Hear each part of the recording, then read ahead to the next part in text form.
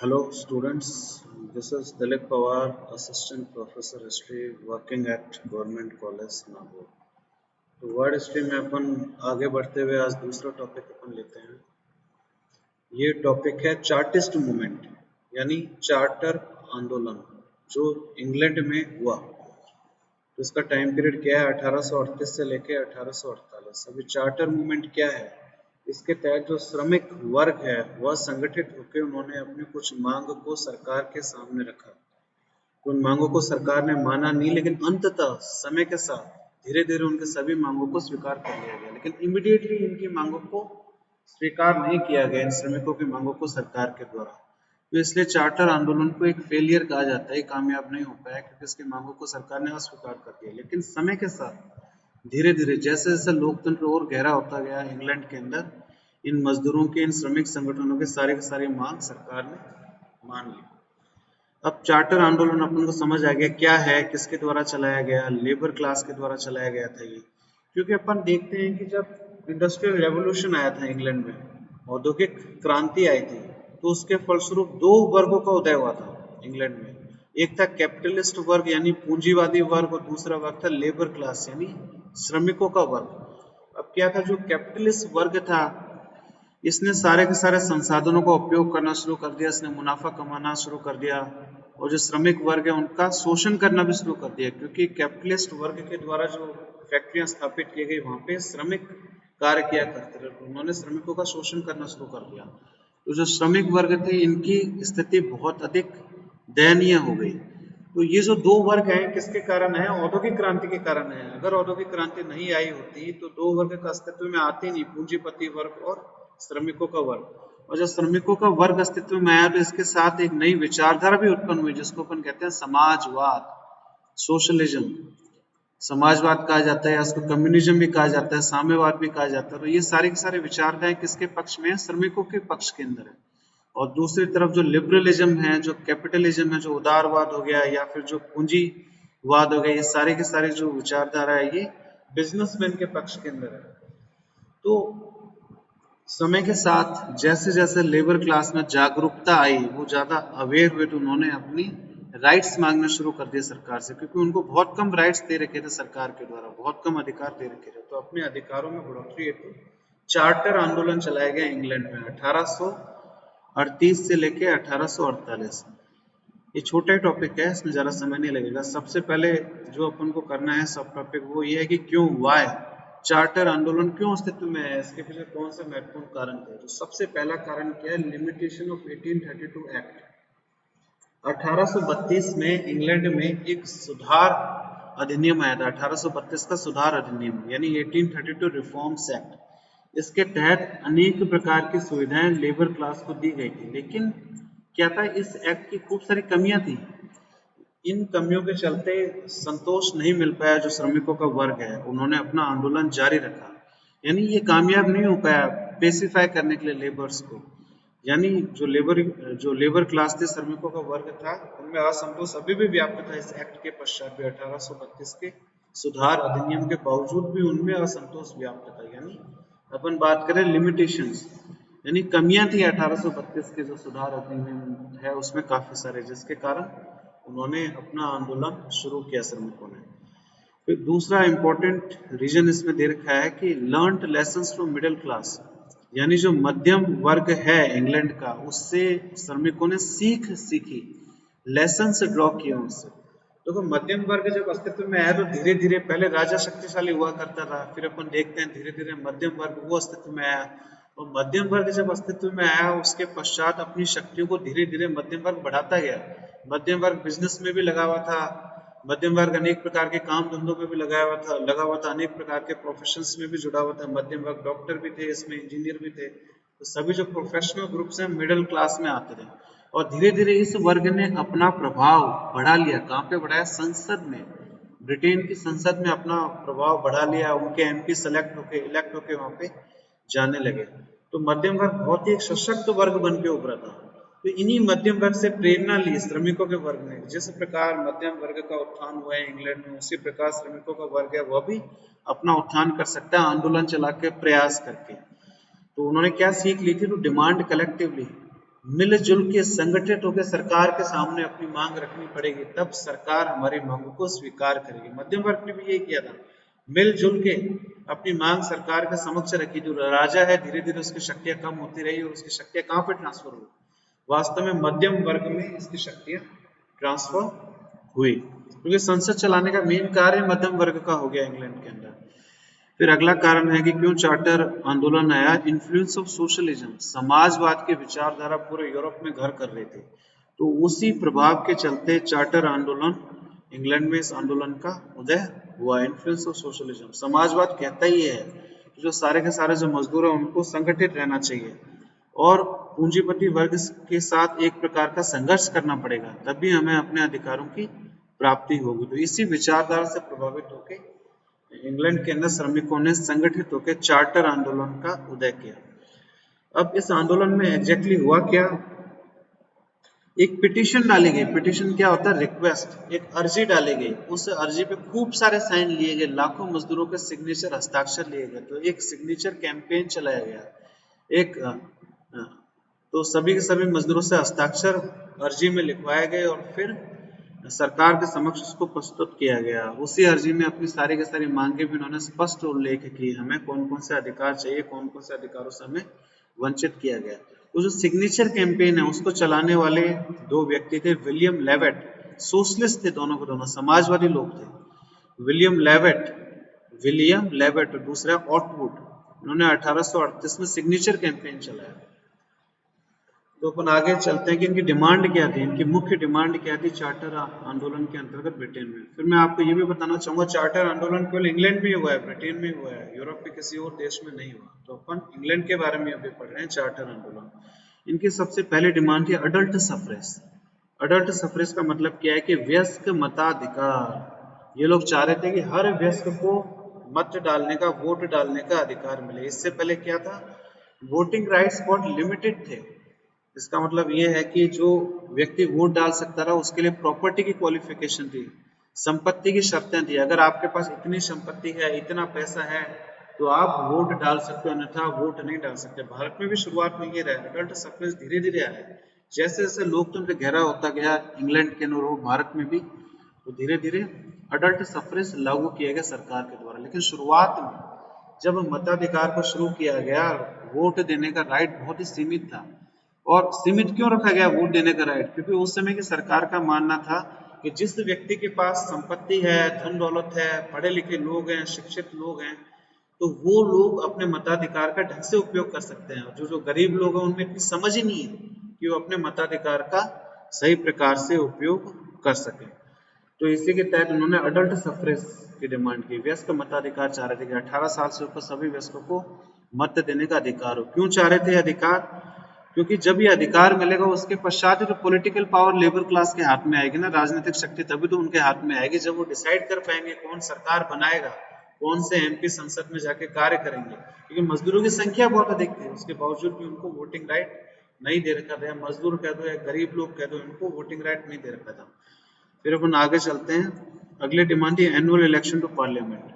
उन्होंने यह मांग उठाई कि हर साल पार्लियामेंट के लिए चुनाव होने चाहिए। आपको पता है भारत में 5 साल में चुनाव होते हैं लोकसभा के, तो उसी प्रकार से उन्होंने डिमांड की कि हर साल चुनाव होने चाहिए, सरकार को जल्दी से जल्दी बदलना पड़ेगा।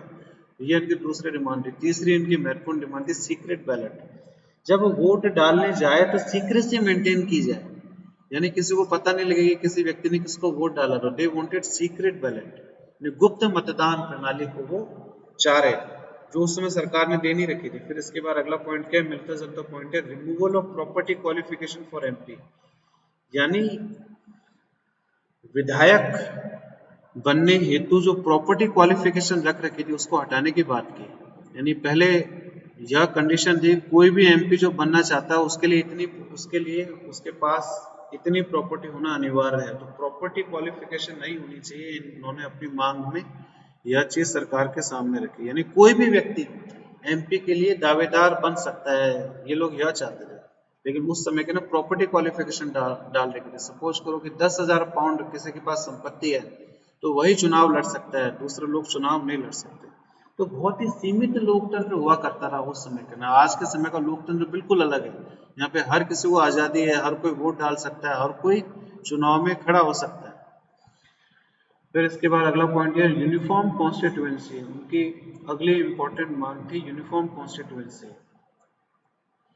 यानी जो भारत में लोकसभा के इलेक्शन होते हैं उसमें कॉन्स्टिट्यूएंसी के आधार पर इलेक्शन होता है। एक कॉन्स्टिट्यूएंसी कैसे डिसाइड की जाती है? जनसंख्या के आधार पर उस कॉन्स्टिट्यूएंसी को डिसाइड किया जाता है। तो इन्होंने डिमांड किया कि जो कॉन्स्टिट्यूएंसी का गठन हो रहा है वो यूनिफॉर्म होना चाहिए, यानी लगभग एक समान कॉन्स्टिट्यूएंसी का। जैसे अगर 25 कॉन्स्टिट्यूएंसी इंग्लैंड में सपोज करो तो 25 की 25 कॉन्स्टिट्यूएंसी लगभग एक समान होनी चाहिए जनसंख्या के आधार पर। ये नहीं एक कॉन्स्टिट्यूएंसी अधिक इंपॉर्टेंट हो जाएगी, दूसरी कॉन्स्टिट्यूएंसी कम इंपॉर्टेंट हो जाएगी, तो उसको इक्वल कॉन्स्टिट्यूएंसीज भी कहते हैं। एक समान जो यूनिफॉर्म कॉन्स्टिट्यूएंसी इनको कहा जाता है। फिर इसके बाद अगला है कि जैसे मैंने आपको बताया था चार्टर आंदोलन अधिक चल नहीं पाया और ये फेल हो गया। अभी क्यों फेल हुआ? Why the charter movement failed? इसका सबसे पहला कारण है इनइफेक्टिव लीडरशिप, यानी नेतृत्व अच्छा नहीं मिल पाया इस आंदोलन को।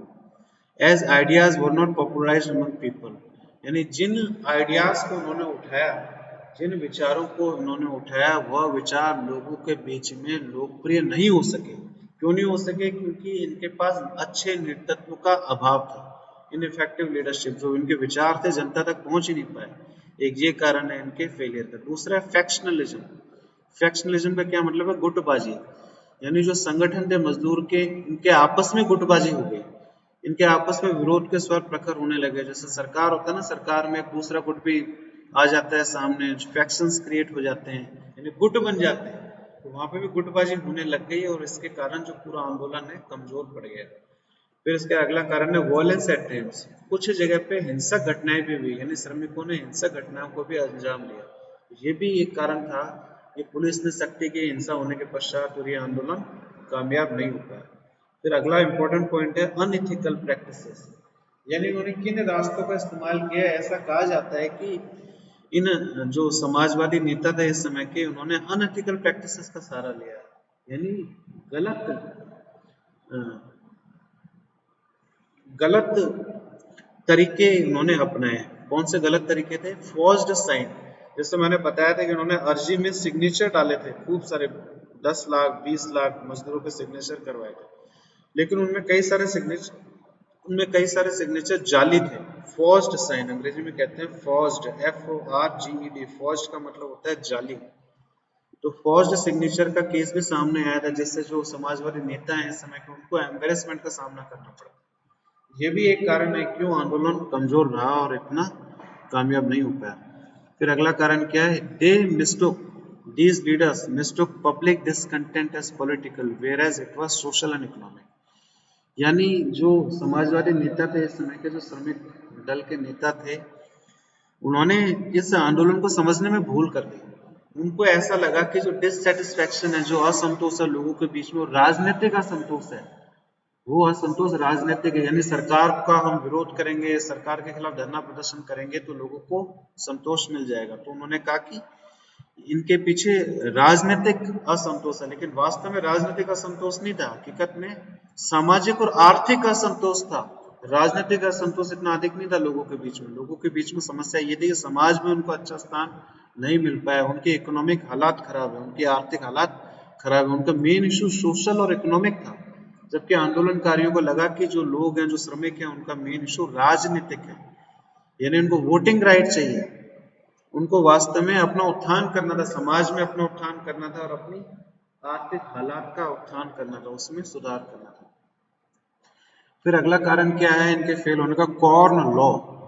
देखो कॉर्न क्या होता है? अपन जो कॉर्न खाते हैं, जिसको भुट्टे भी कहा जाते हैं इंडिया में, तो कॉर्न एक लोकप्रिय खाने का पदार्थ हुआ करता था इंग्लैंड में। तो जो कॉर्न लॉ है उसको बदलाव कर दिया गया, यानी जो पहले वाला कॉर्न लॉ था उसके अंतर्गत श्रमिकों को अच्छा स्थान नहीं मिला था, श्रमिकों को अधिकार भी नहीं मिले थे, वस्तुओं के जो दाम है वो भी बहुत अधिक हो गए थे, जो खाने पीने की चीजें उनके दाम भी बहुत अधिक थे। लेकिन कॉर्न लॉ को सरकार ने बदल दिया। अब नए कॉर्न लॉ के अंतर्गत क्या हुआ? 1846 में बदल दिया सरकार ने।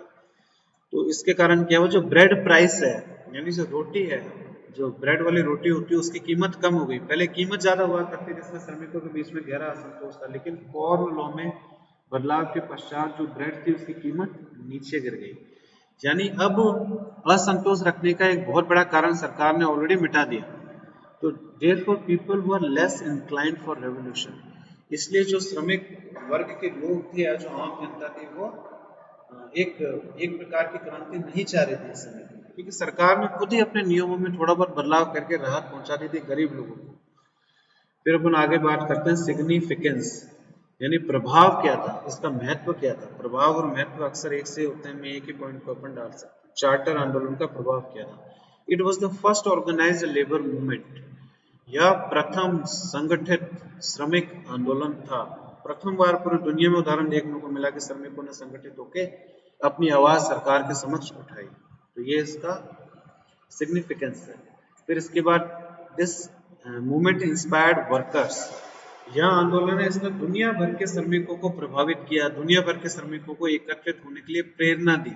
रशिया के वर्कर हो गए, चाइना के वर्कर हो गए, अन्य देशों के जो वर्कर है उन्होंने भी प्रेरणा ली इस आंदोलन से, और वो भी अपने देश में संगठित होकर अपने अधिकारों के लिए आवाज उठाने लगे। फिर चार्टर आंदोलन है, इसने एक पॉलिटिकल थिंकर को भी प्रभावित किया। इंग्लैंड का एक पॉलिटिकल थिंकर है J.S. मिल, तो J.S. मिल की विचारधारा को अत्यधिक प्रभावित किया इस चार्टर आंदोलन ने, और उसने एक नई विचारधारा को जन्म दिया J.S. मिल, जिसको कहा जाता है इकोनॉमिक लिबरलिज्म, यानी आर्थिक उदारवाद। यानी आर्थिक उदारवाद वह विचारधारा है जिसमें श्रमिकों को भी अच्छा स्थान दिया गया J.S. मिल के द्वारा। J.S. मिल किससे प्रभावित था? चार्टर आंदोलन से। फिर अपन बात करते हैं लॉन्ग टर्म कॉन्सिक्वेंसेस क्या हुए, लॉन्ग टर्म सिग्निफिकेंस क्या था, यानी लंबे समय के उपरांत क्या क्या प्रभाव हमें देखने को मिले। ये तो इमीडिएट महत्व के बारे में बात की, तो लॉन्ग टर्म क्या इफेक्ट रहा है इसका। अब धीरे धीरे सरकार को समझ आएगा, यहाँ पर उनकी मांगों का स्वीकार कर दिया सरकार के द्वारा, लेकिन जैसे जैसे लोकतंत्र गहरा होता गया इंग्लैंड में, जैसे जैसे जनता अधिक जागरूक होते गए, जैसे जैसे श्रमिक वर्ग और भी अधिक जागरूक होता गया, तो समय के साथ साथ सरकार को समझ आ गया कि अब जो लेबर क्लास है उनकी संख्या बहुत बड़ी है, हम लेबर क्लास के हितों को इग्नोर नहीं कर सकते हैं, हमें इनके वोट को लेना पड़ेगा सरकार बनाने के लिए। तो सरकार धीरे धीरे फेवरेबली डिस्पोज्ड हो गई इनकी तरफ, यानी सरकार ने इनके उत्थान के लिए प्रयास करने शुरू कर दिए और कल्याणकारी राज्य की स्थापना की गई इंग्लैंड में। कल्याणकारी राज्य क्या होता है? जिसमें लोगों के जो हित है उनको पूरा किया जाता है, लोगों को सामाजिक सुरक्षा दी जाती है, लोगों को आर्थिक सुरक्षा दी जाती है। तो एक वेलफेयर स्टेट की स्थापना हो गई इंग्लैंड में, हम देखते हैं धीरे धीरे। क्यों सरकार ने किया ऐसा? क्योंकि वोटिंग राइट्स मिल गए श्रमिकों को, और जब श्रमिकों को वोटिंग राइट मिल गए तो श्रमिक डिसाइड कर सकते रहे कौन से लोग हैं सरकार बनाएंगे, कौन से लोग सरकार नहीं बनाएंगे। तो इट वाज डेमोक्रेटिक कंपल्सन, यानी लोकतंत्र की मजबूरी थी सरकार के सामने, क्योंकि लोकतंत्र स्थापित हो रहा था, धीरे धीरे गहरा होता जा रहा था, तो श्रमिकों की आवाज को सुनना सरकार के लिए आवश्यक हो गया, क्योंकि वोट के माध्यम से जो श्रमिक है उनके प्रतिनिधि भी संसद में पहुंचने लग गए। जैसा कि अपन जानते हैं इंग्लैंड में दो पॉलिटिकल पार्टीज है, वहां बाइपोलर सिस्टम है। दो पॉलिटिकल पार्टीज कौन सी? जैसे इंडिया में तो कई सारी पॉलिटिकल पार्टीज है, कांग्रेस है, बीजेपी है, अन्य प्रकार की रीजनल पार्टीज में है, लेकिन इंग्लैंड में एक तो कंजर्वेटिव पार्टी है और दूसरा लेबर पार्टी है। तो दो पार्टियां यही अस्तित्व में रही है इंग्लैंड के अंदर। लेबर पार्टी में श्रमिकों का अच्छा खासा प्रतिनिधित्व है, कभी लेबर गवर्नमेंट बनती है, कभी कंजर्वेटिव गवर्नमेंट बनती है, इंग्लैंड में बदल बदल के वहां पे सरकारें बनने लगती है। तो कहने का मतलब यह है कि सरकार में भी प्रतिनिधित्व धीरे धीरे इनका बढ़ गया। फिर समय के साथ साथ सरकार ने इनकी सभी डिमांड मान ली, इमीडिएटली तो नहीं मानी, तुरंत इनकी कोई डिमांड नहीं मानी सरकार ने, लेकिन समय के साथ 30, 40, 50, 60 साल के बाद सरकार ने सभी इनकी डिमांड को मान लिया, एक्सेप्ट वन, केवल एक डिमांड को छोड़ के। वो डिमांड कौन सी थी? इन्होंने कहा था कि एनुअल इलेक्शन होना चाहिए पार्लियामेंट के लिए, हर साल एक वर्षीय चुनाव होने चाहिए। इसको रिजेक्ट कर दिया, बाकी सभी डिमांड बाय 1867 और 1884 तक सरकार ने मान लिया। आप देखो अपन बात कर रहे हैं यहाँ पे 1838 से लेकर 1848 तक चार्टर आंदोलन चला, और 1884 तक तो लगभग इनकी सभी मांगे सरकार ने मान ली। तो उन्होंने थोड़ा वेट किया, उन्होंने पेशेंस रखा और इनकी सभी मांग सरकार ने मान ली। तो सरकार ने खुद ने प्रयास करना शुरू कर दिया श्रमिकों के उत्थान के लिए। कंडीशंस ऑफ वर्कर्स, जैसे हेल्थ एक्ट लागू किया गया, माइंस एक्ट लागू किया गया, फैक्ट्री एक्ट लागू किया गया, जिसके तहत अनेक प्रकार की सुविधाएं श्रमिक वर्ग को दी गई। तो इसी के साथ ही छोटा सा टॉपिक है अपना चार्टर आंदोलन इंग्लैंड में, वो यहाँ पे समाप्त होता है। मुझसे ऑनलाइन जुड़ने के लिए आप लोगों का बहुत बहुत धन्यवाद।